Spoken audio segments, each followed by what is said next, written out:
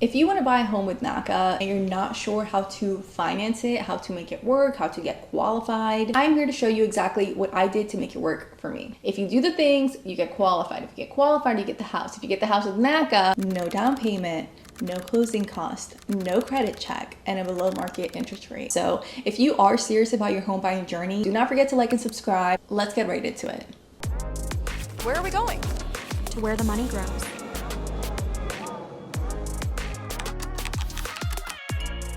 Immediately after my intake session, which is like the first session that you have with your counselor, we went over my income, we went over my spending, we went over what my payment shock would be, how long I would have to save it for. If you do not know what payment shock is, if you're super new, check out this video where I break it down how to figure out exactly how it works and what it would look like for you. When you first meet with your counselor, you should definitely go over this information so you understand directly from your counselor what you need to do in your specific situation to get qualified. Once I had this information, I was able to build a budget for myself to ensure that I would do the things. Because your counselor, they just tell you hey, you need to save this much a month, yada yada. But it's really up to you to actually do the things and figure out, okay, how am I going to manage my money so that every month I'm hitting my target and ultimately become NACA qualified. When you are creating your budget, you want to make sure that you are adhering to NACA's qualification requirements. So for example, you want to keep in mind your debt to income ratio. You want to keep in mind what your payment shock should be, because that tells you how much you need to save each month. And you also want to keep in mind just your regular housing costs that you need to spend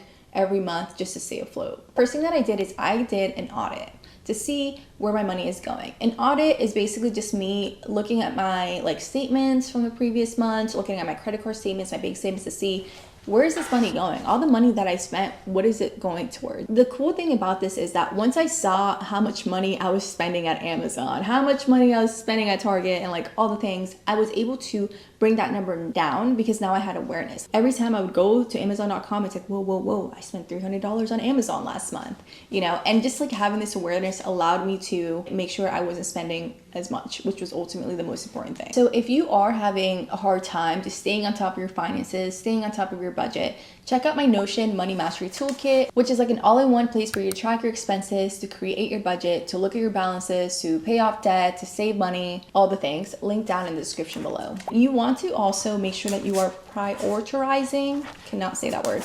Make sure that you are prioritizing yourself and your goals. If you know what your payment shock is and how much you have to save each month, save that money as soon as you can. Don't wait to pay your bills. Don't leave the money in the checking account. As soon as you have the money, transfer it to your savings. I was easily able to save my payment shock each month by automating it. Back then, I would get paid bi-monthly, twice a month. And so from each paycheck, I would have $500 automatically just go to my savings. And so at the end of the month, I would have $1,000 gone to my savings without me feeling like I was deprived, without me forgetting to transfer the money and then spending it all. The second thing I did when it comes to my budget is to set realistic goals. I did realize that I was spending too much at Amazon, but going from $300 a month to $0 a month to me was not realistic. Instead of completely diminishing and eliminating how much money I was spending at Amazon, I just decided to cut back. Feeling deprived was not something that was going to work for me. So I knew okay, I need to still have money that I set aside for whatever my little heart desires, but I also have to make sure that I reel it in so I can save as much money as possible and hit my qualification goals for NACA. So with NACA, they do not check your credit score. So essentially what they do is they have you save a certain amount of money, make sure you pay your bills on time for a certain amount of time, right? And so because this is for a certain amount of time, it's not a one and done. You need to make sure that you're also saving for any unexpected changes or emergencies that may come up during that time. God forbid you don't have to use it, right? But in the event that you do have to use it, it's just a much easier situation if you have money from an emergency fund that you can take instead of using your income for that month, not being able to save your payment shock that month, and then your NACA counselor telling you, oh, now you got to start over. And of course, with your budget and with NACA qualification, you just want to make sure that you are staying consistent.